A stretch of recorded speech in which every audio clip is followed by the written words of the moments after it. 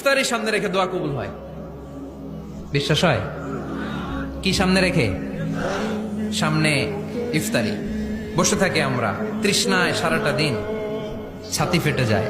আল্লাহ দেখে, দেখতে দেখতে আল্লাহর একটা সফট কর্নার তৈরি হয়। এটাই সুযোগ কাজে লাগানোর, ঠিক কিনা? মুমিন ঝোপ বোঝে কোপ মারে, সময় মতো কাজ করে, ঠিক কিনা?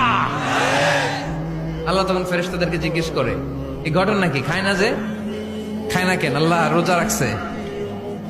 এগুলো কি? রো আফজা, পেঁয়াজ, আলুর চপ, বেগুনি, মুরগির রান খায় না। খায় না কেন? ওরা যে ক্ষুধার্ত, আল্লাহ আপনার ভয়ে। তাই কি চায়? আল্লাহ আপনার কাছে ক্ষমা চায়, ক্ষমা চায়। আল্লাহ রহমতের দরিয়ায় জোশ খেলে যায়।